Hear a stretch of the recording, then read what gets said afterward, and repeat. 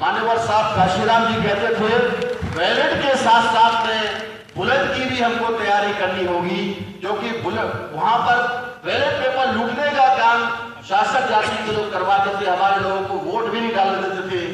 इसलिए उन्होंने बैलेट के साथ साथ में बुलेट की तैयारी करने के लिए कहा था।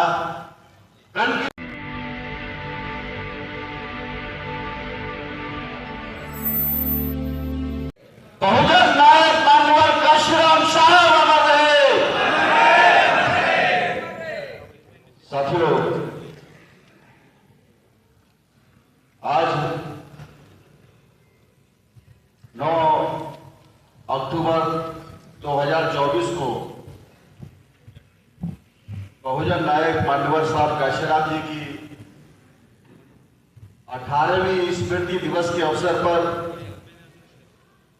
बहुजन मुक्ति पार्टी का ये दूसरा राष्ट्रीय अधिवेशन देश की राजधानी दिल्ली में स्थित ताल कटोरा स्टेडियम में हम लोग ले रहे हैं। और अधिवेशन केवल अधिवेशन के लिए नहीं, बल्कि कुछ ज्वलंत विषय जिस पर भारत के तमाम राजनीतिक लोगों को समझ में ही नहीं आ रहा है कि हम लोग इसका समर्थन करें कि विरोध करें। जो विपक्ष के लोग हैं या सत्ताधारी दल है, जानबूझ करके ऐसे मुद्दों को वो लोग खड़ा करते हैं, तो उस विषयों को आधार बना करके हम लोगों ने इस अधिवेशन में चर्चा करने के लिए तमाम विद्वान वक्ताओं को यहां आमंत्रित किया है, जिसमें उद्घाटक के रूप में माननीय विश्वेंद्र पासवान साहब, जो पूर्व कैबिनेट मिनिस्टर रहे नेपाल गवर्नमेंट में और वहां की संविधान समिति के सदस्य भी रहे, आपके बीच में अपनी बात रखे।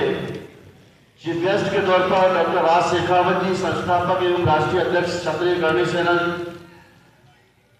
प्रोफेसर विलास खरा जी को भी आना था, मगर बहुत महत्वपूर्ण कार्यक्रम की वजह से वो उपस्थित नहीं हो पाए। एडवोकेट सनोर अली जी कुरैशी, चौधरी विकास पटेल साहब, जो राष्ट्रीय अध्यक्ष है राष्ट्रीय पिछड़ा वर्ग मोर्चा नई दिल्ली से। विजय नारागौरी साहब, जो चेयरमैन है नेशनल जस्टिस फ्रंट तेलंगाना से। और राजपाल बौद्ध जी, HM रेखवाल साहब, और हम सभी के मार्गदर्शक बहुत कीमती वक्त निकाल करके हमारे बीच में यहाँ पर इस राष्ट्रीय अधिवेशन में हमें मार्गदर्शन करने के लिए उपस्थित हुए हैं। आदरणीय वामन मेश्राम साहब, राष्ट्रीय संयोजक राष्ट्रीय परिवर्तन मोर्चा एवं राष्ट्रीय अध्यक्ष राष्ट्रीय भारत मुक्ति मोर्चा नई दिल्ली। सामान्य साथियों, हम लोगों ने इस राष्ट्रीय अधिवेशन को सफल बनाने के लिए पिछले 4 अगस्त से लेकर के 22 सितंबर तक 22 राज्यों के अधिवेशन लिए, और उसके बाद में ये दूसरा राष्ट्रीय अधिवेशन आपके बीच में अभी चल रहा है। इससे पहला जो अधिवेशन हमारा हुआ 2022 में 25 सितंबर को, वो मध्य प्रदेश राज्य की राजधानी भोपाल में संपन्न हुआ। तो ये दूसरा राष्ट्रीय अधिवेशन है हमारा। जो विषय हम लोगों ने यहाँ चर्चा के लिए रखे हैं, वो विषय पहले नंबर का विषय है सुप्रीम कोर्ट द्वारा अनुसूचित जाति एवं अनुसूचित जनजाति के आरक्षण में उप वर्गीकरण एवं क्रिमिलेयर लागू करने का फैसला संविधान की मूल भावना के विरोध में है। एक गंभीर चर्चा।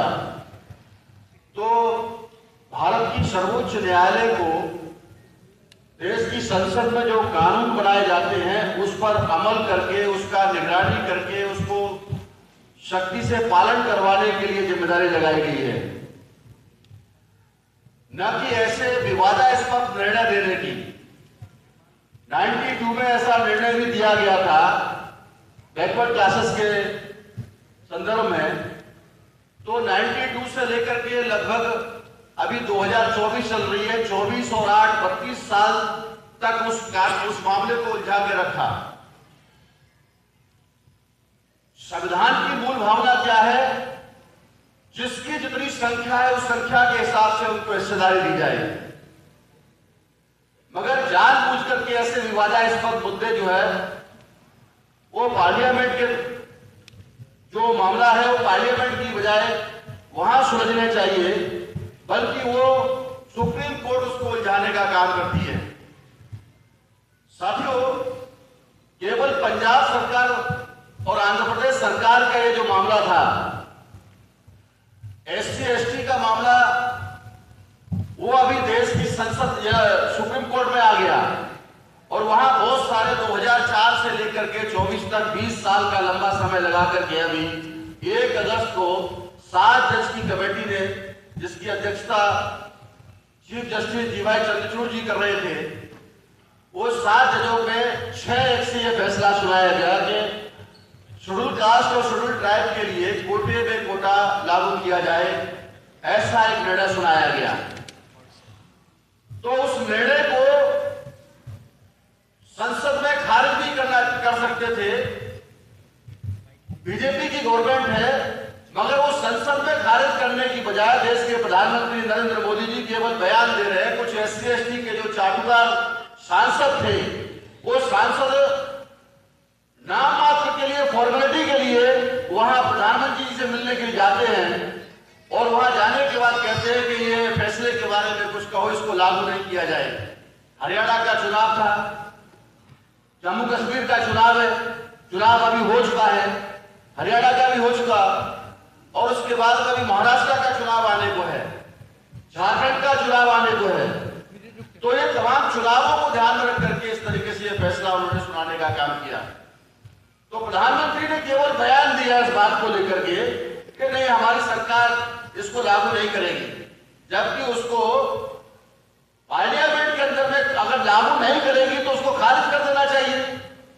रूलिंग अपोजिशन के लोगों को मिल करके, कांग्रेस बीजेपी के लोगों को मिल करके अगर उनको लग रहा है वो उसको समीक्षा करने का अधिकार उनको है, ऐसा नहीं किया, बल्कि कुछ लोग सुप्रीम कोर्ट में लेकर के अपनी समीक्षा की फिर से उसकी जो पुनर्विचार करने के लिए एक अपील डाली गई और उस अपील को भी सुप्रीम कोर्ट के द्वारा खारिज कर दिया गया।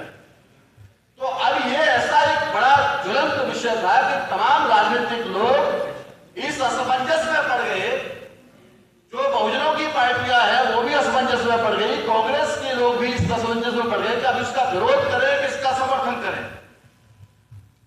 अब उनको या तो समझ में नहीं आ रहा है, SC ST के तमाम सांसद और विधायक लोगों को तो वैसे भी समझ के पड़े हैं, वो तो केवल अंगूठा टेक लोग हैं, वो केवल अपनी सीट बजाने के लिए लगे रहते हैं केवल। तो इस तरीके से ये बहुत इंपॉर्टेंट मुद्दा हम लोगों ने समझा कि देश, यहाँ बैठे हुए लोग ही नहीं बल्कि यहाँ के बाहर के लोग भी, ये लाइव टेलीकास्ट केवल देश में नहीं बल्कि विदेशों में भी चल रहा है, इसका जो है ये विदेशों तक भी पहुंचे कि भारत की जो सरकार है वो किस प्रकार से, बीजेपी गवर्नमेंट वो जनविरोधी सरकार है, अपने ही देशवासियों के विरोध में उनके हक और अधिकारों को छीनने का काम करती है। ये जैसे अंग्रेज लोग विदेशी थे, वैसे ही आज की तारीख में जो सरकार चलाने वाले लोग हैं, ये अंग्रेजों की तरह से ही विदेशी लोग हैं। DNA इसका सबसे बड़ा प्रमाण है। तो साथियों, ये इस तरीके से ये PM साहब ने केवल बयान दिया इस पर जो है, जबकि वो खारिज करना चाहे तो कर सकते थे। इसको लंबा खींचने का मामला है, अभी तक ऐसे चलता रहेगा थोड़े दिन के लिए, ये ज्यादा लंबा ना चले, इसलिए आप लोग इससे निजात पाना चाहते हो तो अपनी ताकत, अपने बलबूते पर हम लोगों को ये लड़ाई लड़नी है। बहुजन मुक्ति पार्टी जो आज की तारीख में हमने 50% काम तो लगभग कर दिया है। 50% काम क्या है? राष्ट्रव्यापी संगठन खड़ा करने का, राजनीतिक रूप से संगठन खड़ा करने का काम आज की तारीख में भारत में बहुजन मुक्ति पार्टी के अलावा किसी भी दल के पास में नहीं है जो मूल्यवासी बहुजनों को रिप्रेजेंट करते हैं। ये 50% काम है दोस्तों। और रही बात 50% की, तो उसके दो रास्ते हैं। एक तो चुनाव लड़ करके हम लोग इस देश के शासक बन सकते हैं, मगर जिस तरीके से चुनाव की जो प्रक्रिया है, भारत के संविधान निर्माताओं ने चुनाव लड़ने के लिए जो साधन बताया, आज देश के जो चुनाव आयोग के चुनाव अधिकारी हैं, चुनाव कमिश्नर साहब हैं, वो अपना संवैधानिक काम न करते हुए केवल सत्ता की सुनते हैं, वो विपक्ष की भी सुनते नहीं है। वो विपक्ष के लिए भी 1 मिनट का समय नहीं देते हैं। वो समय मांगते हैं, किसी से मिलने का समय नहीं देते हैं। तो साथियों, हम ये चाहते हैं कि सरकार हमेशा बीजेपी की बनी रहने वाली नहीं है। जो अधिकारी है, जो चुनाव आयोग में बैठे हुए आयुक्त है, सरकार हमेशा कांग्रेस की बनी नहीं रही, कांग्रेस के इशारे पे भी करते रहे। आपको अपने संवैधानिक पद की शपथ लेते हो, उसका निर्वहन करने की जरूरत है। तो हम लोग केवल यही कहते हैं कि कोई गलत काम करने का काम मत करो, बल्कि जो संविधान में आपको जो जिम्मेदारी लगाई है उस संविधान के दायरे में रहकर के काम करने की जरूरत है। अगर नहीं करेंगे तो चुनाव के बजाय दूसरा भी एक रास्ता है, और वो दूसरा रास्ता है साथियों राष्ट्रव्यापी जन आंदोलन करने की। तो हम बहुजन मुक्ति पार्टी के लोग राष्ट्रव्यापी जन आंदोलन के लिए भी तैयारी कर रहे हैं। तैयारी की कहा था तो हम बुलेट के नहीं बल्कि साथियों जन आंदोलन की दिशा में आगे बढ़ रहे हैं। वो साथ के समय का उनका अपना निर्णय था, उन्होंने अपने हिसाब से बात कही, लेकिन हमारे पास में जन की शक्ति है, हम अपने लोगों को तैयार कर रहे हैं इसके लिए। आज नहीं तो कल निश्चित तौर पर हम देश के हुक्मरान और शासक बनेंगे। इस विषय के संदर्भ में जो सुप्रीम कोर्ट का मामला है, आदरणीय वामन मेश्राम साहब पल पल की खबर रखते हैं, बहुत विस्तार से हमें इस पर बताएंगे। मैं उससे अनुरोध करूंगा इस बात के लिए।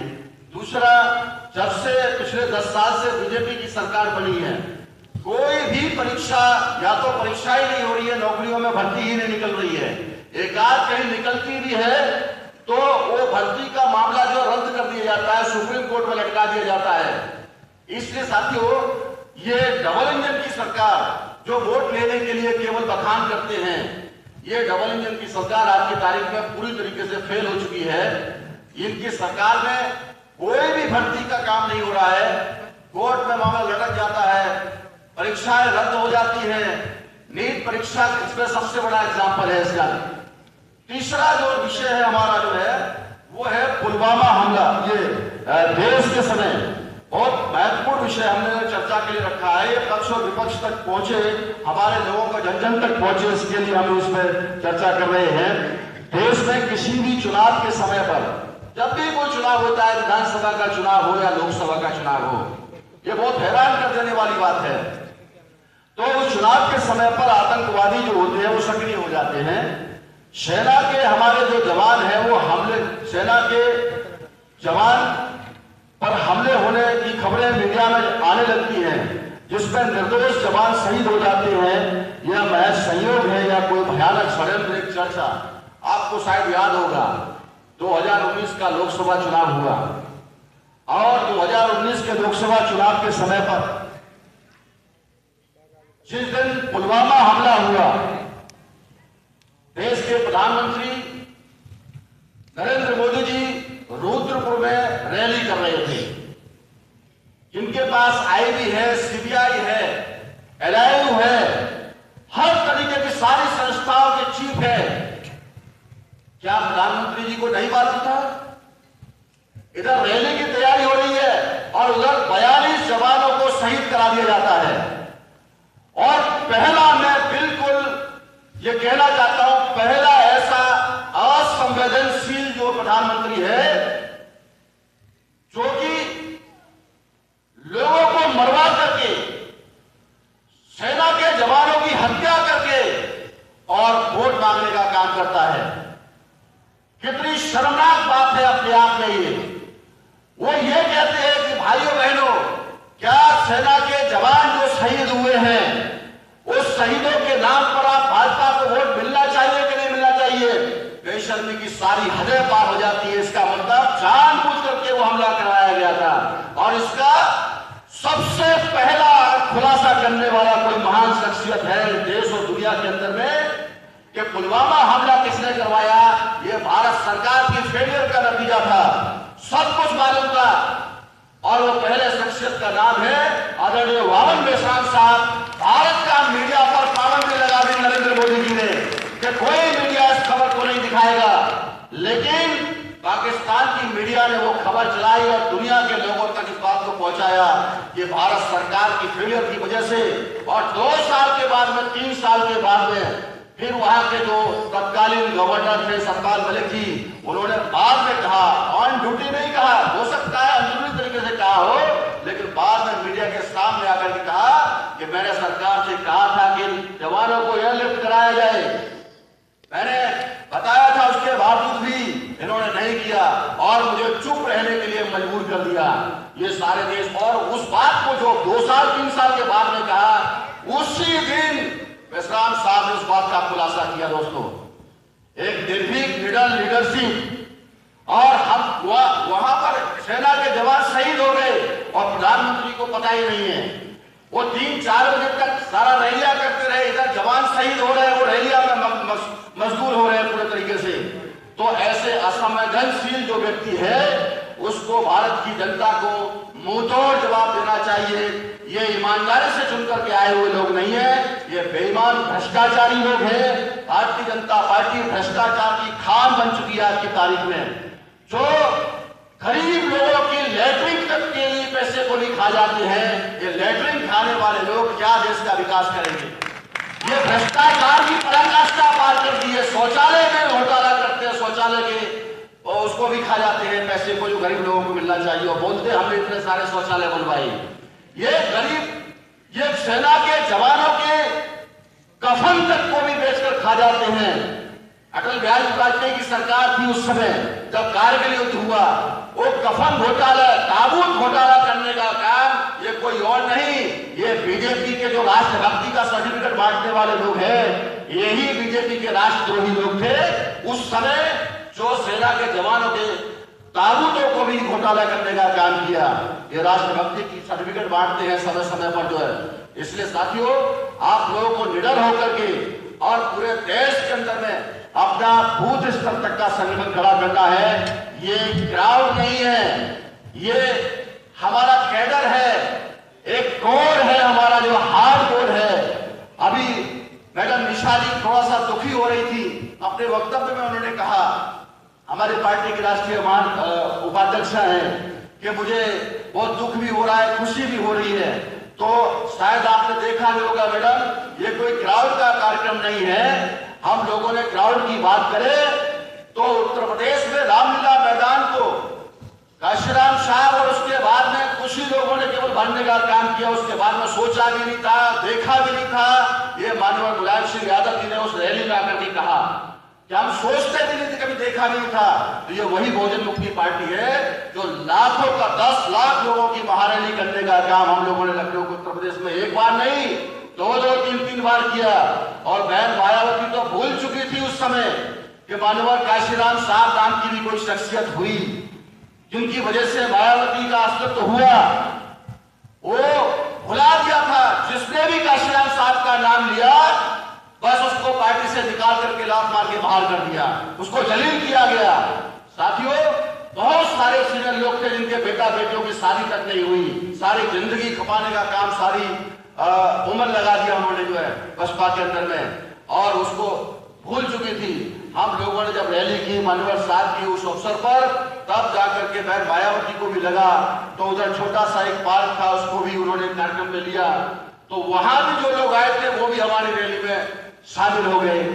इसलिए साथियों, ये ताकत ग्राउंड स्तर पर हमारा काम कर रहा है, कोई छोटी मोटी बात नहीं। यहाँ पर प्रतिनिधियों को हम लोगों ने देश भर से बुलाया है, या एक आदमी 1-1 लाख के बराबर है, और आने वाले समय में बहुत जल्द ही ये जन आंदोलन सफल होगा, ऐसी मैं उम्मीद करता हूँ। आप लोगों का साथ सहयोग रहेगा। निश्चित तौर पर हम लोग बूथ स्तर तक, चलो गांव की ओर, बहुजन शासन बनो अभियान के अंतर्गत हम इस लड़ाई को जन जन तक, घर घर तक पहुंचाएंगे, ऐसी उम्मीद करते हैं। हो सकता है आपको खाने के लिए लेट हो रहा होगा, मगर साथियों खाना जरूर मिलेगा आप लोगों को, क्योंकि अभी पहले जो देश की आकलन जो परिस्थिति है उसके बारे में दिमागी खाने के रूप में मैं आदरणीय पावन मिश्राम साहब के अनुरोध करूंगा कि हमारा मार्गदर्शन करेंगे। हम लोग थोड़ा सा विलंब से ही सही, लेकिन खाना डेली खाते हैं, मगर जो बातें समझ में नहीं आ रही है वो बातें हमें लोगों तक समझाने के लिए आपके माध्यम से जन जन तक पहुंचाएंगे। बस यही बात कहकर के मैं अपनी बात समाप्त करूंगा। लेकिन हमेशा की तरह से मैं 2-4 नारों के साथ में आपका समर्थन चाहूंगा। आप लोग देने के लिए तैयार हैं? सारे लोग? जिस सरकार ने आपकी रोजी रोटी छीनने का काम किया, ऐसी निकम्मी नालायक सरकार को हटाना चाहिए कि हटाना चाहिए? हटाना चाहिए। रोजी रोटी दे न सके जो वो सरकार निकम्मी है, बिजली पानी दे न सके जो वो सरकार निकम्मी है, शिक्षा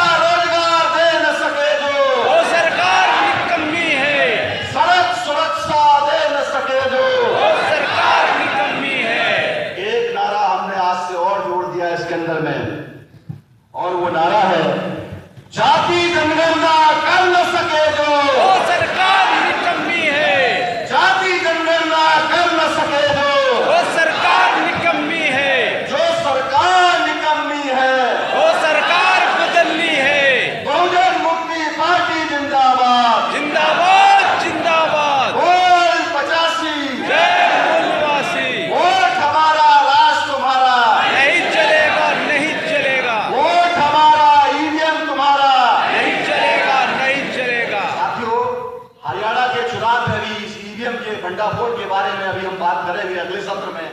पहले मैं इसी चंद बातों के साथ में, नारों के समर्थन के साथ में अपनी बात को ये रोकता हूँ। बहुत बहुत शुक्रिया, धन्यवाद। जय भीम। आप सब साथियों को जय। अगर आपको लगता है कि हमारा काम बहुजन समाज के लिए महत्वपूर्ण है, तो आप हमें आर्थिक सहयोग के लिए सीन दिखाए गए QR कोड स्कैन और फोन पे और गूगल पे और UPI और बैंक अकाउंट में कर सकते हैं।